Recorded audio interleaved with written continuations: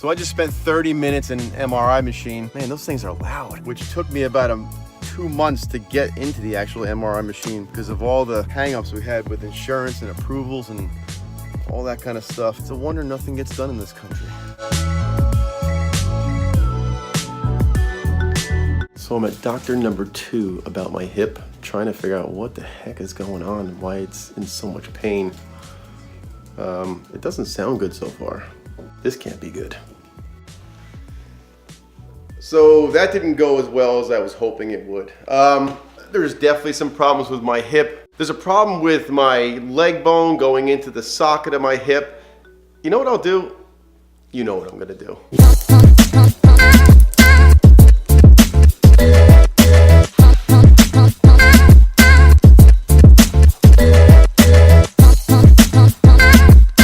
Before I start the drawing segment, I'm excited because I finally get to use my overhead rig.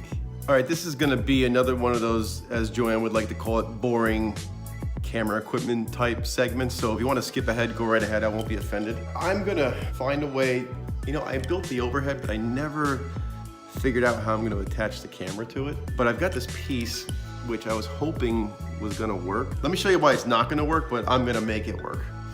All right, here's my Canon M6. What I want to have happen is I want it to point straight down so I can shoot the overhead and be working on something down here. I thought this was going to solve my problems. I'm like, oh, cool. It'll mount and point straight down. Well, when I mount it like that, it points sideways. So that's not going to work. So what I've got to do is put this in here. So I'm going to create a mounting surface. Then I'm going to have to make this is overly complicated. I'm gonna have to make a flat piece of wood, screw it up through here so it holds the camera, and then I have to get a vertical piece on that I can clamp to here. If you're hoping to watch a master wood craftsman, you're on the wrong channel.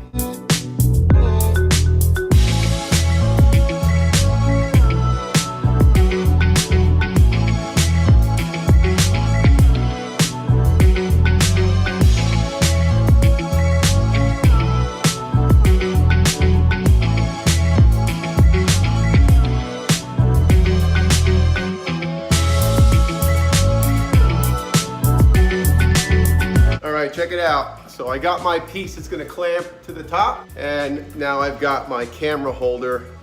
If you can see that, my camera will mount on here when I screw it in, pointing down. I'm sweating with these lights on. I shouldn't be climbing up here with my bad hip, but anyway. Now I can take one of my clamps, put this guy like this, clamp it on. There's my Casey Neistat overhead camera rig. Thanks, Casey. So I did a pretty good job. Here we go, overhead setup, boom, there's the clamps, holding onto the rig, come down here, I can slide this up and down if I need to, get depth of field closer, further away from the desktop. Here's the camera, mounted on the rig. Now my microphone, what's cool about this rig that I have, this L bracket, I can take the mic and I can twist it up like that. Now I can talk directly into the mic. We are set, let's draw something. Okay, so here's what's happening with my hip. So my leg comes up like this, and there's a bone at the top, right, and you got a knee in here somewhere, a foot. Okay, you get the picture. There's my leg. Here is where it comes into my hip. I don't know exactly how a hip is drawn, but it's probably something like that. So we come into the hip here. Normally you've got a layer of cartilage in here and here, which acts like a cushion, and everything glides real nice. Well, in my hip, a lot of this is missing.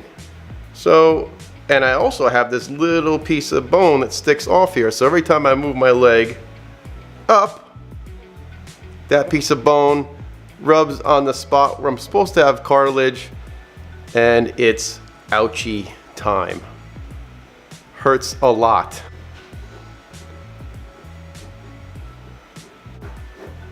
So what does this mean for my immediate future? It doesn't look too great because it's limiting me with the things I can do. One, you probably don't know this about me, but one of my favorite things to do is to ride and do enduros on my dirt bike.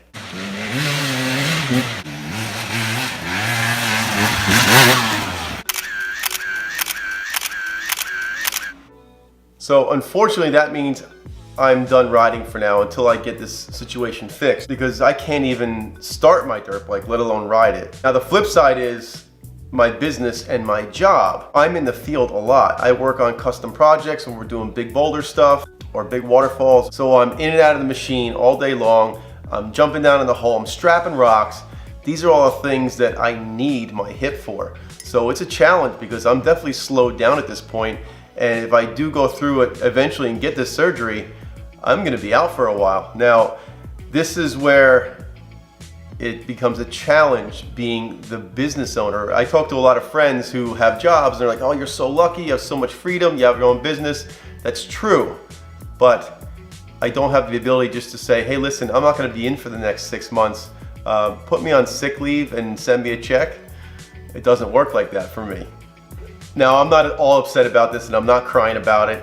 It's just, I wanted to at least convey to you some of the other sides that go into owning a business and the responsibilities that come with it, especially if you're physically involved. And these are things that I didn't think about before because I was just young and just bullheaded and pushing my way through and never thought I'd be limited in any way. And now that I'm in this spot, it's really humbling because I've got to figure out a way to work around it. And whatever that means is going to be something that I'll be sharing with you along this journey.